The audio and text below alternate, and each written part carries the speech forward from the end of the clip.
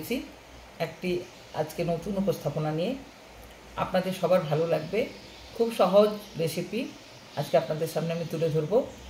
তো আমার সঙ্গে কিচেনে চলুন।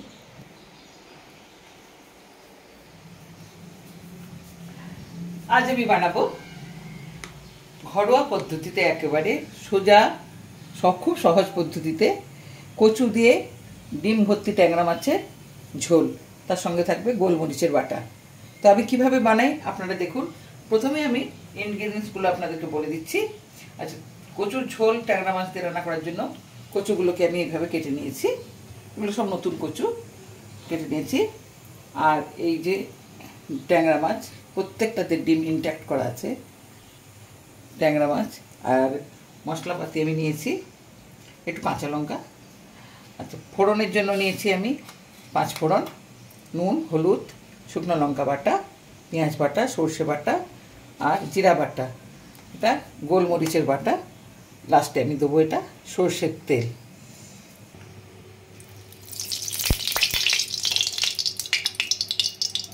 আমি কচুগুলোকে আগে ভেজে নেবো।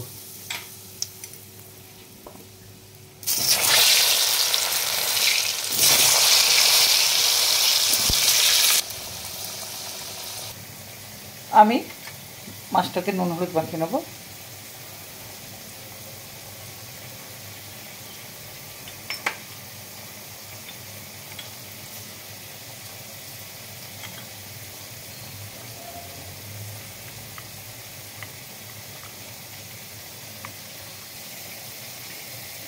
এই ট্যাংরা মাছগুলো দেশি, প্রত্যেকটাতে ডিম ভর্তি, একটু সাইজে বড়। আর এর মধ্যে আমি একটু সরষা তেলও নিয়ে নেবো, কেন ট্যাংরা মাছগুলো তো তেলে ফাটবে। সরষা তেল একটু দিয়ে দিচ্ছি আমি। নুন হলুদ মাখানো হয়ে গেছে।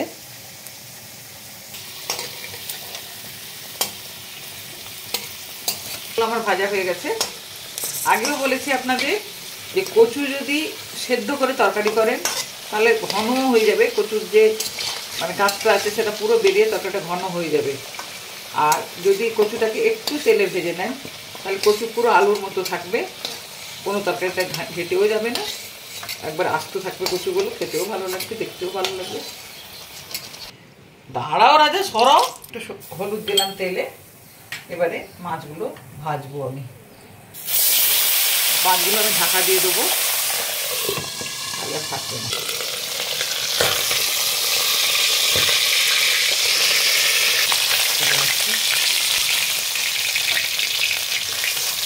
একটু তেল দিচ্ছি,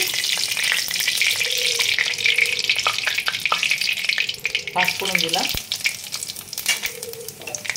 দিলাম। এবার পেঁয়াজ বাটা দিচ্ছি,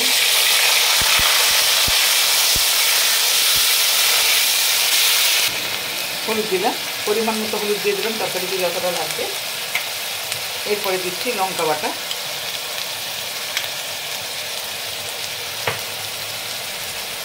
জিরা বাটা,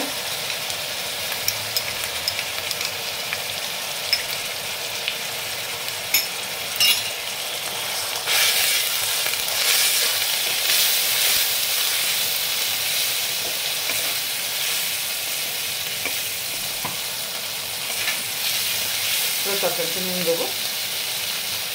মাছে তো নুন দেওয়া আছে।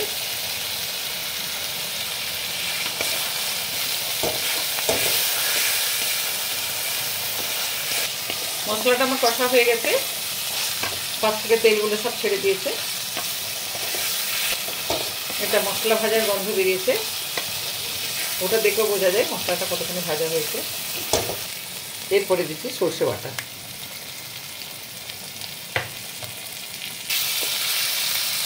জল দেবো। সর্ষে বাটা দিতে আমি নাড়বই না, ততটা বেঁচে হওয়ার চান্স থাকবে।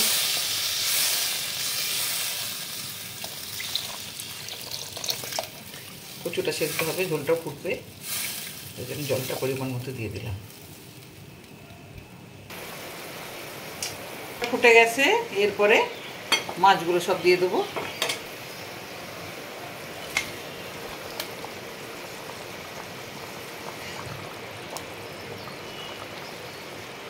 মাছগুলো দিয়ে দিলাম। আর একবার ঢাকা দিয়ে দেবো।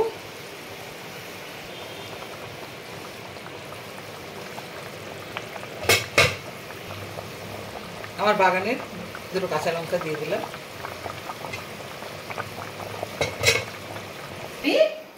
ববি ববি ডার্লিং ববি ববি, ওই দেখো ফটো ফটো দেখো, ববি ববি ববি সোনাটা আমার ববি, ওই দেখো দেখো দেখো দেখো দেখো, ওই দেখো দেখো দেখো দেখো তো সোনাটা।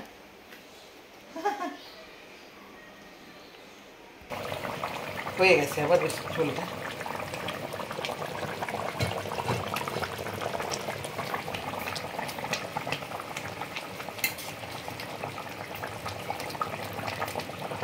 কচুগুলো সেদ্ধ হয়ে গেছে, বলে যাবে না, গোটা থাকবে কচুগুলো, সব সেদ্ধ হয়ে গেছে। গোলমরিচে বাটা দেবো।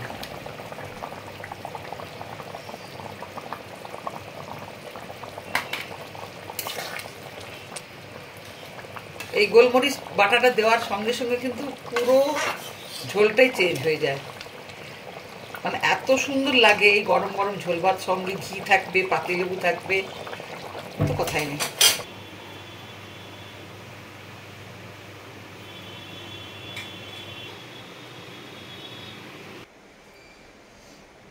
আমার ডিম ভর্তি ট্যাংরা মাছ দিয়ে কচু দিয়ে ঝোল রান্না হয়ে গেছে, সঙ্গে গরম ভাত নিয়েছি, লেবু আর একটু ঘি নেবো অবশ্যই, কেন এই গোলমরিচের ঝোলে ঘি তো লাগেই।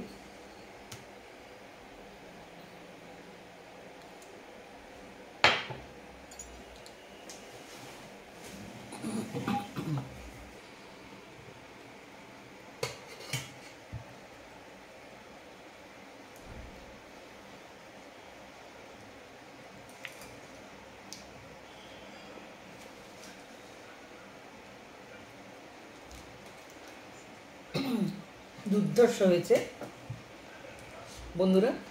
পুরো রেসিপিটা আপনাদের সামনে প্রথম থেকে শেষ পর্যন্ত আমি তো দেখালাম, অবশ্যই চেষ্টা করবেন এবং খেয়ে খুবই তৃপ্তি পাবেন। আশা করি আজকের রেসিপিটা আপনাদের ভালো লেগেছে। যদি ভালো লেগে থাকে অবশ্যই আমাকে কমেন্ট করবেন। আজকের মতো মিথলিস কিচেনে শুধু আপনাদের থেকে বিদায় নিচ্ছে, আবার কালকে হাজির হবো অন্য নতুন উপস্থাপনা নিয়ে। আপনারা সুস্থ থাকুন, ভালো থাকুন, নমস্কার।